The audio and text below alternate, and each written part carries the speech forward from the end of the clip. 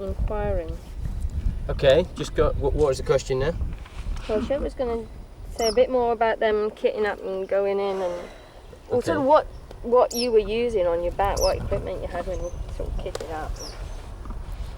Well, before the dive, of course, we had a lot of support, and as we were going in, another team of divers were coming out that had been kind enough to place some of our staged bottles in the cave for us at a distance of 300 meters. I believe Tom Iliff and Dennis Williams and Rob Power had done that. Mary Van Soren might have been there also. As we were getting ready for the dive, Ken Fulgham likes to do an Elmer Fudd imitation, and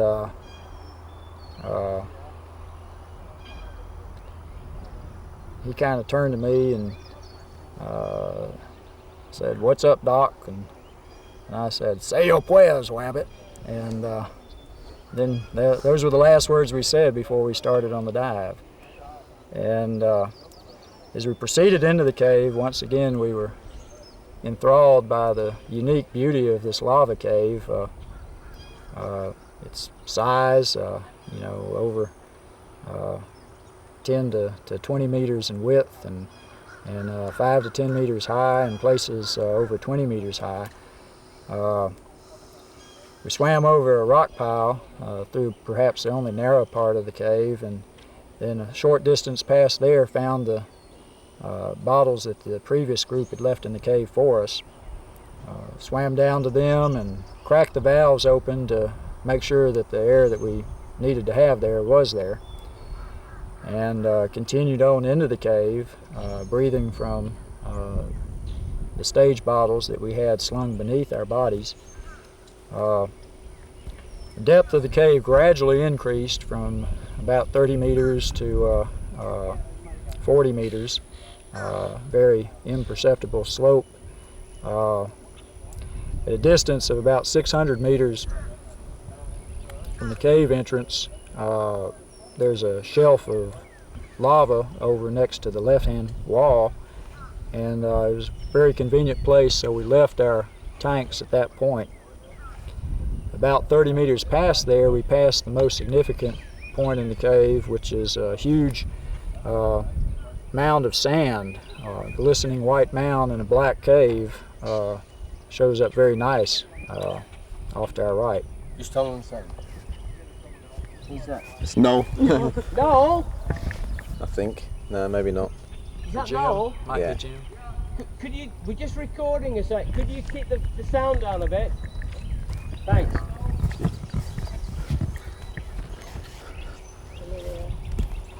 You want me to back up some? Yeah, just to that white Yeah. mound. Seeing the white mound. Yeah. Okay. Right after we dropped our stage bottles on a lava shelf at about 600 meters from the cave entrance, we saw this huge white, glistening white mound of sand off to the right, which is easily the most prominent feature in the cave. The white sand against the black lava of the walls shows up very nicely. In fact, some of the people would nickname it Mount Everest, although it's quite a bit shorter than Everest. And then we continued on into the cave. Short distance past the mound, we saw the end of the Spanish line and then the end of the Italian line, where they'd left a slate with their names commemorating their dive. We continued on past there on the line that Clark Pitcairn and I had laid earlier in the week, and finally at a distance of about 1,200 meters came to the end of the line that Clark and I had put in. At that point, the cave had gradually gotten deeper to depth of a little over 40 meters, and then I hooked on my guide line and we continued on into the cave. Cave was looking very exciting at this point. A white deposit of some sort was coating the lava, making the cave much brighter and more scenic. And we continued another perhaps 90 meters, and then even though I had a little ways to go on my reserve, I had a little subconscious warning, premonition, if you will, to stop at that point. Over the years, I've grown to respect these warnings, even when there didn't seem to be any logical reason for their existence, and always heed them. So even though I still had plenty of air, I decided to stop the dive and proceeded to tie off my line, happily knowing that we also had at that point the world record for the longest dive in sea cave. Okay. Hold on a sec. Yeah. How much of that story do you want? Well, some background. Okay. Yeah. What you thought? In 1976, I believe it was, Sheriff of Suwannee County called me, and I was not happy to take his call. Can I say one thing? Yeah. Do you want the same background for this story? Because if it's a different story, it should be set up somewhere else. How many years you've been cave diving? You know, just give us a potted CV of Sheck Exley. Starting with my name, Sheck Exley. Okay. My name is Sheck Exley. I've been exploring underwater caves for over a quarter century, since 1964. It's what I like to do, and some of my friends think I do it fairly well. I've made some deep dives and some long dives and helped them with a lot of their work all over the world. How deep have you been in the cave? I've been to a depth of 265 meters in an underwater cave in Mexico. Hope soon to go to 300 meters. And I've been back over 3,000 meters in an underwater cave. And they're both world records, aren't they? The depth record, I still hold the depth record. The distance record is held by a friend of mine, a Swiss diver named Sheck Exley. We've been passing it back and forth across the Atlantic now for a few years. And who's going to win in the end? Olivier, I'm sure. He's a much better diver. Well, that might be a question of opinion. He says Okay. you are, yeah. All right. Could you just establish the? What? Ask the question, Rob, because I wasn't. Well, we're going to move, aren't we? All right. Okay. Just. To the end. I can move around a tad if you want. Yeah, that's okay. Okay, Sheck, could you just tell us that story briefly? Well, in 1976, the sheriff of Suwannee County called me and asked me to head up the recovery efforts. A diver was missing in Telford Springs in Florida. We went there and over the next 2 weeks searched very thoroughly for this diver, well beyond the distance that you could expect any diver, much less a novice, to be able to go with the limited amount of air that he had. He had like half of a single tank of air, and all the searchers had very large doubles, and so we searched and researched and never found any trace of him other than some footprints leading out of a nearby sinkhole towards a nearby highway. There's some speculation that this diver had a very good reason to set up a disappearance. So at that point we called off the search and pretty much decided that this fellow was down in South America somewhere enjoying the senoritas. About 4 years later, a friend of mine, Roger Werner, was diving in the cave. Roger's well known for pushing very small silty areas, and he was in there in the middle of the night diving alone up a very small silty side passage that of course he was absolutely certain nobody had ever been in before, and came around a corner and suddenly discovered that somebody had been there before, because ahead of him on the bottom was a skull of a diver with a face mask on it. And being as he was by himself in the middle of the night, I'm sure it gave him quite a start. He went ahead and left the cave, Immediately notified the sheriff, and the sheriff called me up and told me we had some unfinished business. So Mary Ellen and I went back in the cave.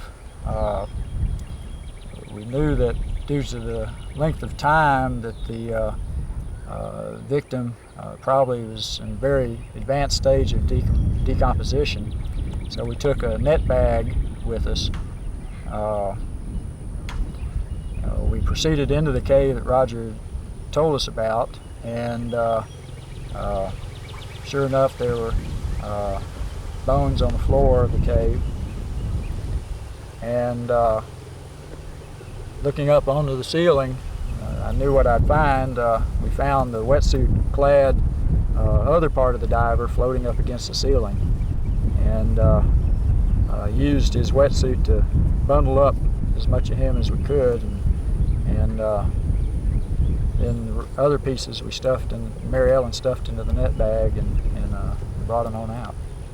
The way Tom Morris told us that story is slightly different. He said that a diver went in and found some small finger bones and didn't immediately associate it with this lost dive. That's not the case. Roger saw the skull with the face mask on it, and told me that he was actually afraid to look up because he knew what was up there and didn't much care to see it by himself in the middle of the night. Oh, hold on a second. Frank Martz was the first certified cave diver to drown. But Bill Alford and Greg Brown and another divers, very sad. They were certified PADI cave divers, and they were both instructors, I believe, also, and they'd taken a group of open water divers there, and there were some other divers there also, and they got done with the open water divers, or had segregated them into another area, I'm not sure which, but Bill and Greg then made a long dive into Hole in the Wall. Now, of course, in 1973, a long dive wasn't very far. The farthest any of us had been in a cave was a little over 600 meters, but they were pushing about 300 meters into this cave. And as best we could reconstruct it, one of the open water divers decided that he wanted to go into the cave also, and followed them into the cave without their knowing about it. And he apparently caught them just about the time they were at the end of their dive, at the maximum distance into the cave. We know that he only had a single tank, so he's probably pretty much out of air at that point. And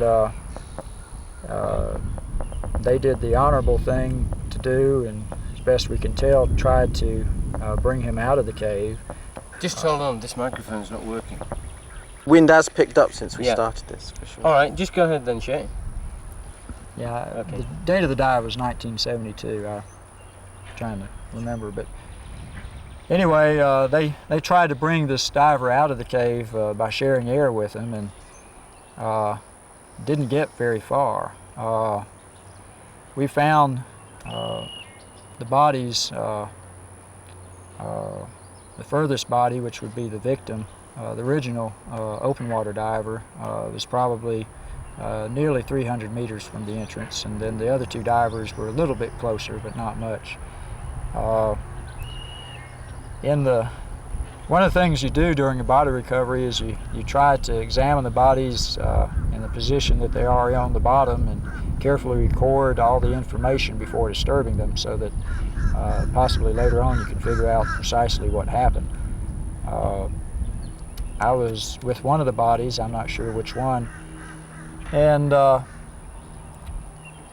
settled down close to his head and was recording the position of the bodies. Yep. And I bumped against his hand, which was kind of in an up, curled up position. And as soon as my shoulder bumped against his hand grabbed me. It closed on my shoulder. Oh, sorry, do that again. I was tight on you. Okay. I was examining one of the bodies, and up in the head area trying to record the information, and accidentally bumped against one of the diver's hands, which were curled up in a position like so. And as soon as I bumped against his hand, I suppose some sort of clasping reflex cut in, and he grabbed my shoulder very tightly. And I was preoccupied with what I was doing, and it took a couple of seconds for me suddenly to realize that this dead person had grabbed my shoulder. And this was one of the first times I'd done anything like this, and it was very exciting there. I quickly brushed his hand away from my shoulder and took a few deep breaths and continued about my business. What makes you be able to use so little air compared to other people? I mean, you said you continued. Most people would, that's it, they'd go out the cave, that'll be the end of it for the day. They'd decide that, well, why do you stay so kind of calm about things? Have you ever psychoanalyzed yourself?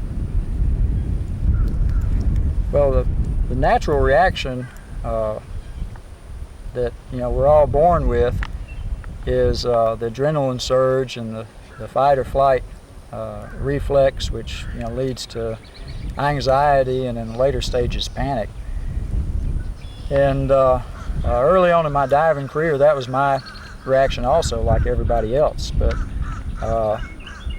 through an accident of the way my early dives and mistakes fell into place, I gradually learned that the proper response in such a situation was kind of to concentrate on survival and blot out all the other little extraneous thoughts that didn't contribute to survival. And it's something that I was just accidentally conditioned into. It's not anything that I'm born with. And unfortunately, it's one of those things that you can't teach in a cave diving course.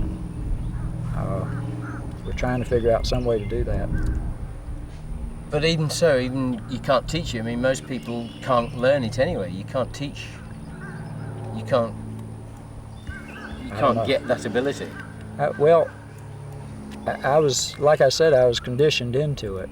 I had some early, very easily escaped emergencies happen to me that I thought were life-threatening, and my immediate reaction was to panic, and then because they weren't very dangerous, I was able to get a grip on myself, and through a series of episodes like that, gradually became conditioned to a completely different response to an emergency, which is kind of a cool, calculating, focused survival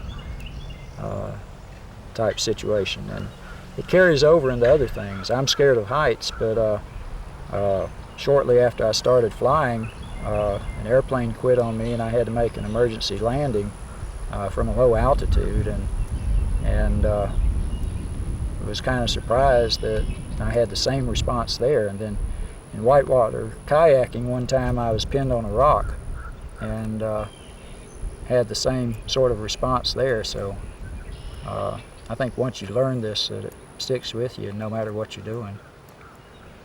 What's your normal pulse rate? Gosh, I don't know. I think it's about 60. My respiration's very slow. I only breathe about 4 or 5 times a minute, even on the surface. But my breathing rate isn't that good. Most of my dive partners, their breathing rates are at least as good as mine. A lot of people like Rob Parker, I'm sure, their breathing rates are much better. Yeah, but yours stays the same under stress. Well, I can shut down my breathing rate a little bit. I've been involved in martial arts since I was a teenager, which now, stretches back about 3 decades, and I've concentrated on the mental aspects of that since I don't believe in violence. And so I've practiced a lot of control of my body and mind and that sort of thing. So it probably makes it a little bit easier for me to do that. And doing deep dives on air. The reason I'm able to tolerate more narcosis is because I have a little bit better control through my training.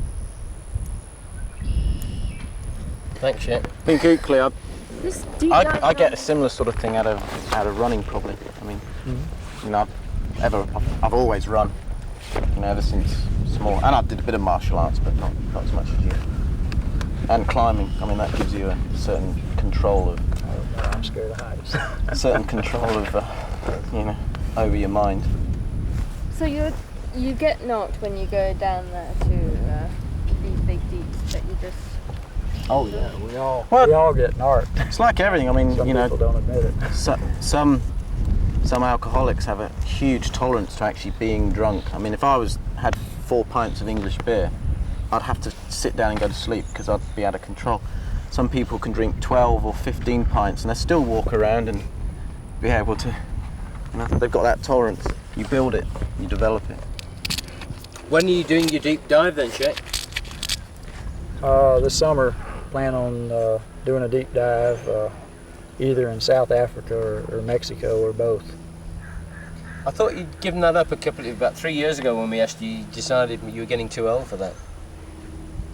Well, I refused to do the dive under conditions I think are unacceptably safe, but there have been some recent changes in technology, safer decompression tables, a better site to do the dive. Monte is a terrible place to do a deep dive because of the severe current there.